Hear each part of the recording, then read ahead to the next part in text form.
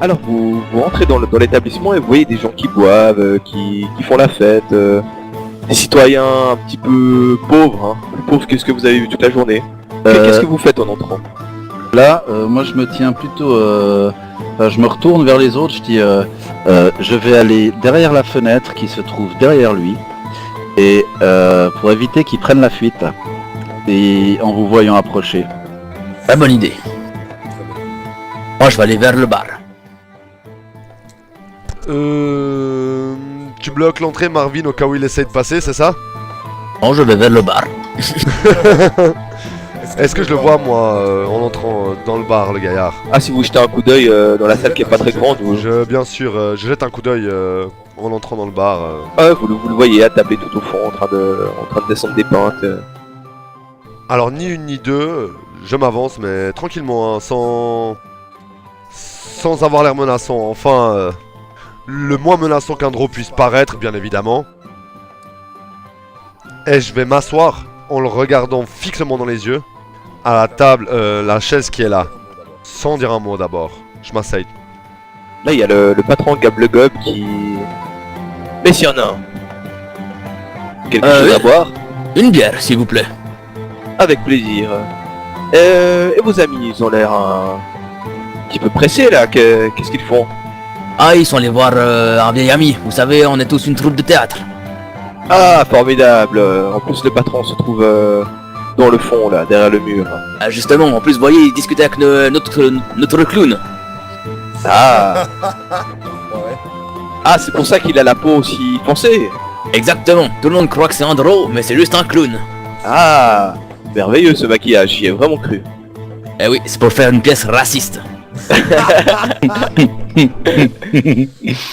Vous Et là, allez il- censuré par la licra. Il sert une bière et puis il te la donne puis il fait une pièce d'or s'il vous plaît. Très bien. Tenez mon seigneur et merci. Merci et santé. Et il Santé. fait, pendant que vous êtes en train de marcher, il fait et puis vous, le clown et la belle demoiselle, une petite bière? Moi, Je lui fais oui de la tête. La même chose. Et là il y a Stanislas Gonko qui comprend pas trop ce qui se passe, puis il voit le patron arriver puis il fait pour la troupe de théâtre. Et il pose 3 bières sur la table. Ouais. Et puis Stanislas qui a l'air passablement éméché vous regarde avec des grands yeux, mais ne dit rien. Je mets mes 2 coudes sur la table. Vous êtes le gérant de la troupe de théâtre, la salle de théâtre près de l'école de danse, c'est ça? Oui, je suis Stanislas Blanco, bien sûr. Dites-moi, j'ai un scénario à vous proposer pour une pièce. J'aime boire seul d'habitude, mais dites-moi toujours, ça pourrait m'intéresser. Je pense que ça peut effectivement vous intéresser. C'est l'histoire d'un homme. Oh oui, dites-moi plus. Un homme qui habite une belle ville. Une ville qui recèle un trésor en elle. Et vous voyez, ce noble, il a un problème. Ce noble, il est sur le point de perdre son titre de noblesse. Et comme il n'a pas envie que ça arrive, puisqu'il aime, le pouvoir et l'autorité que lui donne ce titre de noblesse, il serait prêt à tout et n'importe quoi pour le garder. Alors peut-être quand... C'est peut-être là que vous allez pouvoir m'aider, je bute un peu pour mon scénario. Je me suis dit que peut-être, en désespoir de cause, il voudrait faire appel à une petite affaire, une petite association de malfaiteurs peut-être. Vous savez, qui serait peut-être un peu légendaire, méconnu, inconnu, dont les gens prétendraient, dont certaines personnes prétendraient l'existence réelle, et dont d'autres diraient que ce n'est qu'une légende. Une association qui l'aiderait à conserver son titre de noble, peut-être. Peut-être en dérobant des objets chez d'autres nobles ou des commerçants. Peut-être en commettant certaines exactions. Peut-être le noble avait-il déjà fait appel à ces associations. Peut-être doit-il leur payer la dette. Qu'en pensez-vous? Et là tu vois qu'au début il avait le grand sourire, tu sais. Parce qu'il voulait quand même boire avec vous, je pense. Il se sentait un peu seul, puis au fur et à mesure son visage se fermait. Et puis la poigne sur sa chope se faisait de plus en plus tremblotante, quoi. Et là, il te regarde avec des grands yeux, et puis d'un coup, il essaye de se barrer par la fenêtre. Quand je vois ça, je lui mets une manchette. Ok. En fait, tu sais, je me tenais prêt à intervenir, comme je t'avais dit. Et quand je vois qu'il essaye de passer par la fenêtre, c'est grand coup de bâton au niveau de la gorge. Ah bah, il voit rien venir. Non, effectivement, il voit rien venir. Et il se prend le coup de bâton, mais en plein dans le menton, ce qui le fait retomber en fait dedans quoi. Je l'attrape immédiatement. Ouais. Et j'essaye de... Au fait, je le pose sur son tabouret. Et avec mon bas de ma jambe, au fait, mon tibia, je lui mets la main sur les habits, là, au niveau de la gorge, tu sais. Avec mon pied, je cale ma jambe entre ses deux jambes. Et je pousse le tabouret contre le mur dans le coin. Et au fait, je le tiens avec mon avant-bras appuyé contre son torse. Tout en tenant sa chemise. Ma jambe qui retient le tabouret entre ses deux jambes. Et je le regarde fixement dans les yeux à 2 cm, genre 3-4 cm de sa gueule quoi, fixement. Et je lui dis, mon scénario, il vous plaît? Et là il y a Gab le Gob qui fait oh, qu'est-ce qui se passe là-bas? Oh, on Encore répète une... Stanislas 4 buts? Ouais, on répète une scène, on profite. Il aime pas jouer d'habitude, mais là, il aime bien ce soir. Très bien, pas d'inquiétude. Non, non, rien du tout. Je décolle pas d'1 centimètre de son visage, je fais même pas attention à ce qui se passe autour de moi. Je le regarde fixement. Une fois mon action faite, je reviens gentiment en direction de la porte d'entrée. D'accord. Là je le fixe. Je lui dis, est-ce que mon scénario vous paraît réaliste? Et là il fait mais qui êtes-vous? Mais qu'importe qui je suis. La question est, est-ce que je dis la vérité? Est-ce que ça vous semble cohérent ce que j'ai raconté? Mais c'est impossible, comment vous pouvez savoir tout ça? Qui êtes-vous? Vous faites partie de l'Ordre d'Émeraude? Non, je ne fais partie que d'un seul ordre et il n'a rien à voir avec l'Ordre d'Émeraude. Mes amis et moi-même savons que vous avez fait appel à la Manjad. Et là il fait chut, chut, doucement, ne parlez pas trop Je fort. dis ça et tac, je lui dis nous savons, nous avons découvert quelque chose dans votre maison, on va dire. Dans ma maison? Mais non, je suis pas rentré encore depuis ce matin, je veux dire, c'était le festival. Eh bien, sachez que nous avons quelque chose à vous annoncer dans ce cas-là. Puis il se met Un assassin de la Manjad était là. et il se met à sangloter, mais vraiment à chaudes larmes, quoi. Un peu piégé quoi, il se retranche puis il craque quoi. Un assassin de la Manjad était là certainement pour vous accueillir. Malheureusement, il est tombé sur nous. Il aurait eu plus de chance si c'était vous qui étiez rentré, mais le destin a voulu que nous en finissions avec lui. Je m'en sortirai jamais. Ils vont me tuer. Et pourquoi? Si vous complétiez le scénario de mon ami. Est-ce que vous pourrez faire quelque chose pour moi? Sauvez-moi, je vous en prie. Ah, c'est ma réplique préférée, là. Et là, tu sais, j'ai l'impression qu'il est sincère quand même. Je relâche un tout petit peu la pression sur lui. Parce que de toute façon, on est 4 autour de lui, il peut plus fuir. Je me remets, tu sais, je me recule. J'attrape le tabouret avec une main, je le tire vers la table. Je repose sa chope devant lui. Je m'asseye, je prends ma chope devant moi et je lui dis: racontez-moi. Mais je veux des noms, je veux des chiffres, je veux des précisions. Puis là puis il chiale quand même pendant une bonne minute et puis il s'en reprend un peu puis sauvez-moi, je vous en prie, aidez-moi, je ne sais plus vers qui me tourner. Je m'assieds à la table. Puis c'est qui lui? C'est un mal de gorge, rien de plus. Il est Regarde. avec nous. Je regarde, je lui fais, vous savez que vous avez failli casser mon bâton? Avec son menton tout rouge, il se touche un peu le menton comme ça. Non mais, je veux bien vous raconter, mais... Si on commençait par cette lettre de l'ordre des Dorés, il me semble que c'est un bon début. Puis il se calme un petit peu là, il prend une bonne gorgée de chop. Et puis il se tourne vers Marvin puis il fait ramenez-moi une chop, je vous en prie, et je vous raconterai tout. Ouais, tu la payes?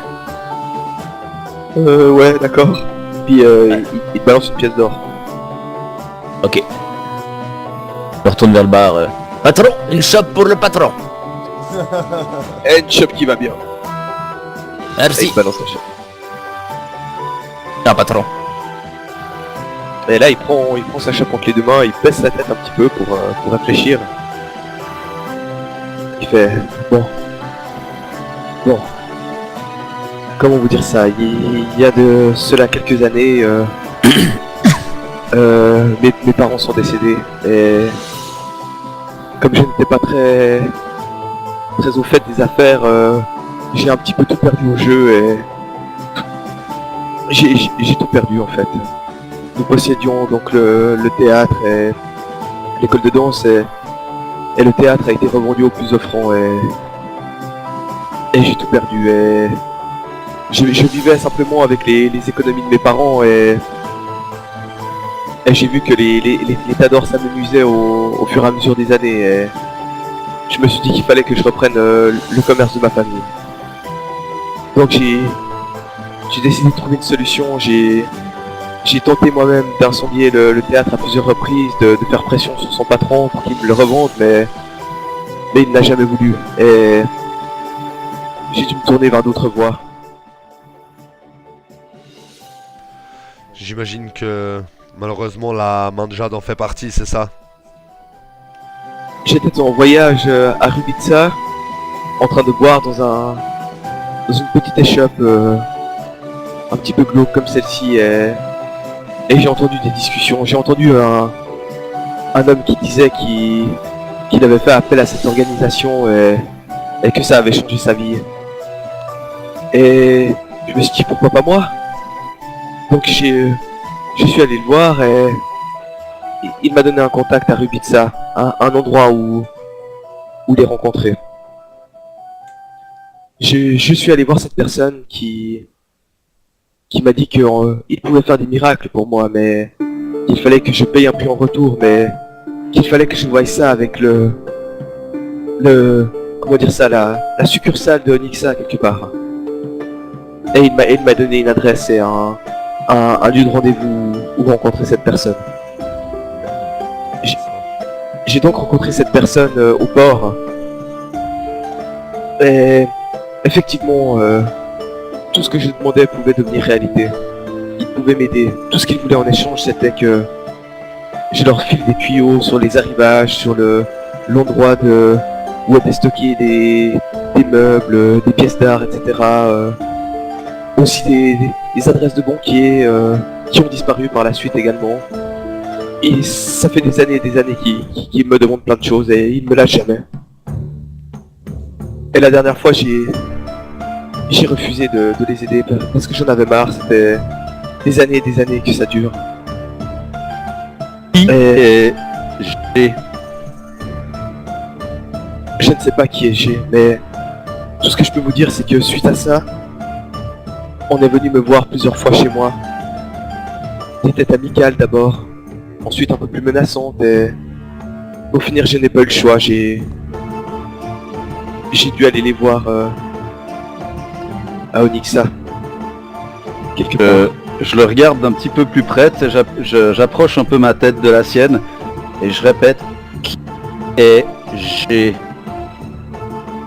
Je ne sais pas qui est G, c'est un nom de code. Je sors la lettre, la pose sur la table, montre le G, miniature, et qui est G. Je vous l'ai dit, je ne sais pas qui est G.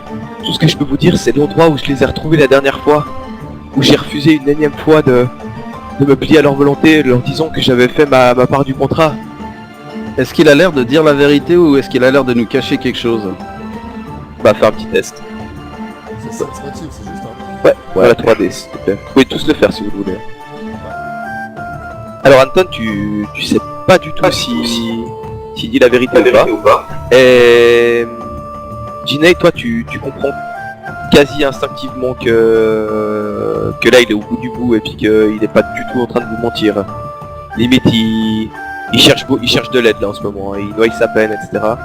Rovan pareil et puis Sirven pareil. Moi j'ai une question, plusieurs questions en fait, j'aimerais que vous puissiez m'éclairer. De 1, est-ce que vous avez le nom du contact que vous aviez ici à Onyxa avec la Manjad et éventuellement de la personne que vous avez contactée à Rubitsa? Non. Quels sont les lieux où vous les rencontriez? 3. De quelle façon leur faisiez-vous savoir que vous vouliez communiquer avec eux? Comment avez-vous défini le lieu de rendez-vous? Comment étaient pris les rendez-vous? Alors je n'ai aucun nom. Il ne travaille pas avec des noms et ce n'est pas le code. ce Un n'est code, un surnom, quelque chose qui pourrait nous aider. rien du tout. Deuxièmement, je vous l'ai dit, les deux seuls endroits où je les ai rencontrés, c'est au port, et c'est dans l'allée des Ombres, un peu plus loin, près d'une vieille tour abandonnée qui s'appelle la Tour des Miracles. Et- Pour définir, Et troisièmement, c'était jamais moi qui leur parlais, c'était toujours eux qui me parlaient, qui me contactaient soit par lettre ou soit à l'aide d'un passant ou d'une manière un petit peu aléatoire. Est-ce que vous avez un rendez-vous de prévu avec eux dans pas longtemps éventuellement? Je crois que le seul rendez-vous que j'avais, c'était apparemment dans ma maison, comme vous l'avez dit, et je crois que ce n'était pas un rendez-vous amical. Non, en effet. Vous savez, j'ai refusé plusieurs fois de les servir. J'avais estimé avoir fait ma part du contrat, mais je n'en pouvais plus. Mais je vous l'ai dit, je les ai rencontrés au port, mais leur QG n'est de toute façon pas au port, mais je les ai rencontrés dans l'allée des Ombres, près d'une tour abandonnée, qui s'appelle la Tour des Miracles. Elle se trouve à quelques pas d'ici. Eh bien je pense que il serait judicieux d'aller inspecter là-bas. Peut-être si vous y retournez, l'un d'eux se montrera. Vous voulez me prendre comme appât? Complètement. Messieurs, je vous rappelle que il est la pièce maîtresse qui rend toutes nos recherches réalistes et prouvées. Oh, on ne laissera pas mourir. Après tout, nous sommes les héros. Puis je te regarde et je te fais un petit sourire.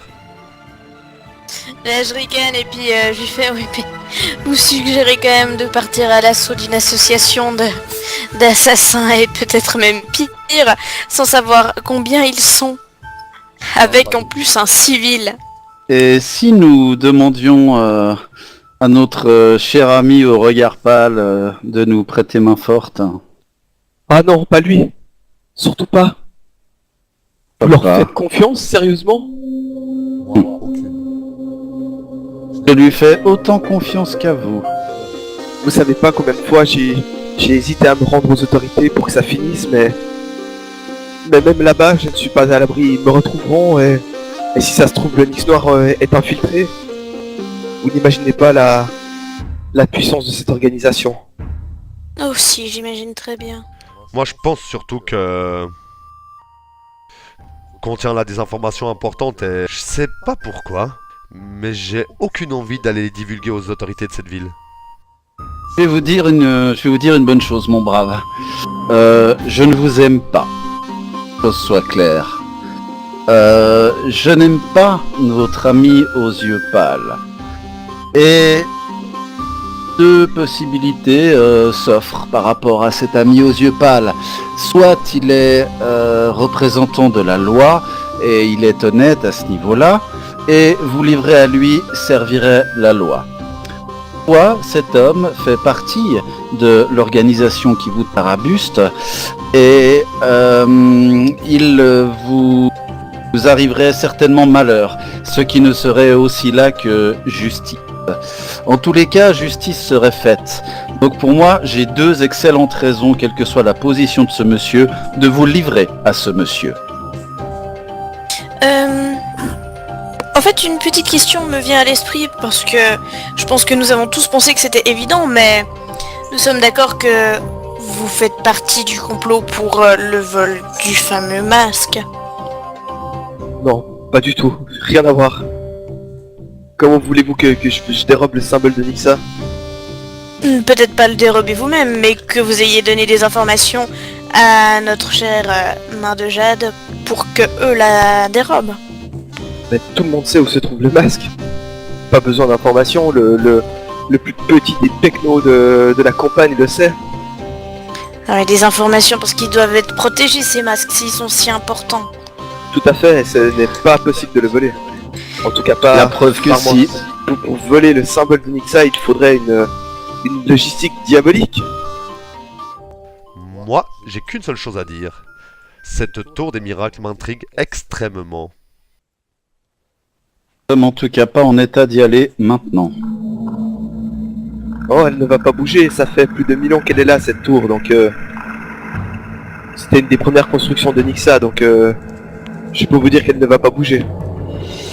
Le problème, c'est plutôt les gens qui y résident, qui risquent de bouger. La tour elle-même, vous voyez... Écoutez, je veux bien rester avec vous. Je veux bien vous montrer où se tenait mon contact et comment pénétrer dans... en tout cas aux alentours de la tour des miracles où je l'ai rencontré. Que faisons-nous maintenant? Je vais aller vers le patron du bar. Ouais. Patron, Ouais, maître nain. on a besoin d'un décor pour notre théâtre et puis on aimerait bien s'inspirer d'une tour qui est dans les environs. Qu'est-ce que vous pouvez nous dire cette tour? Oh, des tours. Dans la vieille ville, il y a énormément de vieilles tours qui étaient là à la construction de la ville. Est-ce qu'il y a des trucs particuliers à ce propos? Des gens, Oh. des légendes? Oh, certaines sont habitées, certaines sont vides, certaines sont en ruine. Voilà, qu'est-ce que je peux vous dire d'autre? D'accord, rien de particulier. je me lève, je vais aussi vers le patron. Et je lui demande, auriez-vous Bonjour mon brave. un lit à me prêter, je vous prie? Et je lui glisse une pièce d'or sur le comptoir. Avec 5 comme ça, j'ai des chambres pour tout le monde. Oh, alors mettons peut-être pas une chambre, mettons juste un lit. Bah disons que j'ai une chambre avec 4 lits et que j'aimerais bien la louer ce soir. Et le prix de cette chambre, c'est donc 5 pièces d'or. 5 pièces d'or pour la nuit. Pour toute la chambre. Pour la chambre. Très bien. Donc je lui pose 4 pièces d'or sur le 5 pièces d'or pardon sur le comptoir. Il les prend puis il fait suivez-moi. Et il se dirige vers l'escalier pour te montrer la chambre qui est à l'étage. Je le suis. Ok. Bah vous arrivez à l'étage, tu vois qu'il y a pas mal de monde, il y a un espèce de petit salon, il y a je sais pas 4-5 chambres, et puis il se dirige vers une et puis il ouvre avec la clé et puis il dit elle est à vous. Et c'est une pièce avec où il y a une armoire, une fonderie et 4 lits. Merci. Avec plaisir. Au moment où il est parti, j'attends de ne plus entendre ses pas. Et je mets l'armoire de sorte à ce qu'elle bloque pas toute la porte, mais juste les 15 premiers centimètres de la porte, de sorte à ce que ça fasse un gros bruit si on essaye d'entrer. D'accord. Et je fais pareil avec la penderie devant la fenêtre. D'accord, très bien.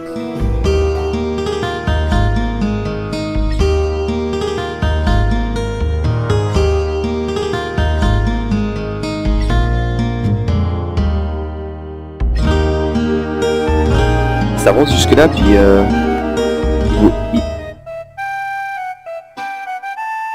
il vous montre les coupes-gorges au sud. Puis il dit par là. Le truc vert,